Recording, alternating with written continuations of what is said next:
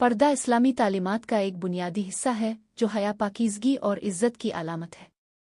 ये न सिर्फ ख़्वातीन बल्कि मर्दों के लिए भी शर्म व हया और नज़रें नीची रखने की तालीम देता है। आजकल के मुआशरे में पर्दे को मुख्तलिफ नज़रियात से देखा जाता है। कुछ लोग इसे दीनी फरीज़ा समझकर अपनाते हैं, जबकि कुछ इसे आज़ादी के खिलाफ समझते हैं। ताहम इस्लामी नुक्ताए नज़र से पर्दा इज़्ज़त और तहफ़्फ़ुज़ का ज़रिया है।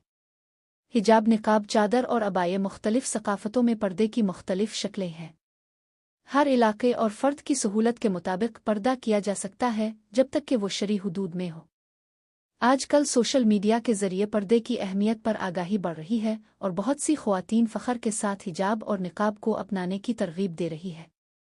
बहुत सी ख़वातीन पर्दे को अपनी पहचान और ख़ुद एतमादी का ज़रिया समझती हैं, क्योंकि ये उन्हें मुआशरती दबाव से आज़ाद करके हक़ीक़ी रूहानी सुकून फ़राहम करता है। इस्लाम में पर्दा हया, इज़्ज़त और पाकीज़गी की अलामत है।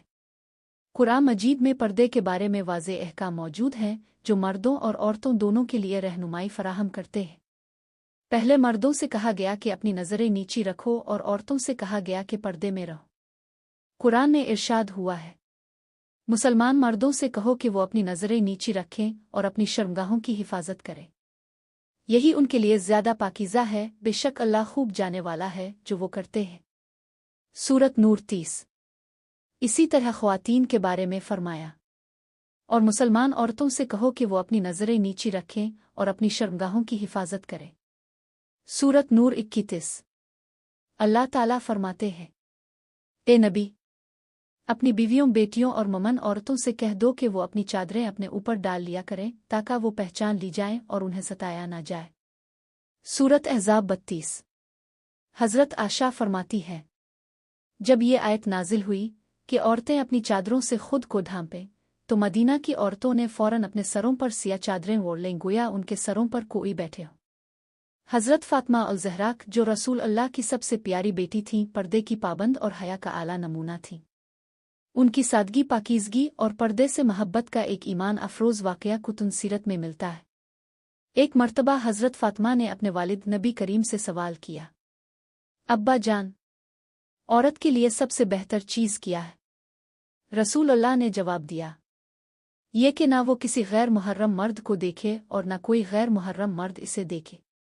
हज़रत फ़ातिमा को ये जवाब इतना पसंद आया कि उन्होंने हमेशा इस पर अमल करने की कोशिश की।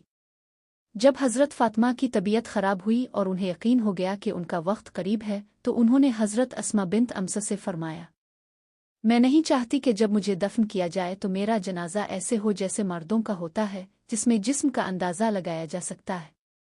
ये सुनकर हज़रत अस्मा बिन्त अम्स ने एक ख़ास तरीक़े से एक ताबूत बनाया, जिसमें जनाजा मुकम्मल तौर पर ढका हुआ होता था। जब हज़रत फ़ातिमा ने इसे देखा तो खुश होकर फ़रमाया, ये बहुत अच्छा है, इससे औरत का पर्दा कायम रहता है। यही ताबूत फिर हज़रत फ़ातिमा के जनाजे के लिए इस्तेमाल किया गया और उसके बाद मुस्लिम ख़वातीन के जनाजों के लिए भी इसी तरीक़े को अपनाया जाने लगा।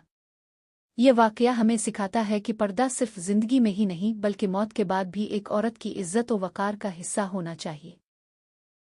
हज़रत फ़ातिमा का ये अमल हमें हया, इज़्ज़त और इस्लामी अक़दार की अहमियत को समझने की तरग़ीब देता है।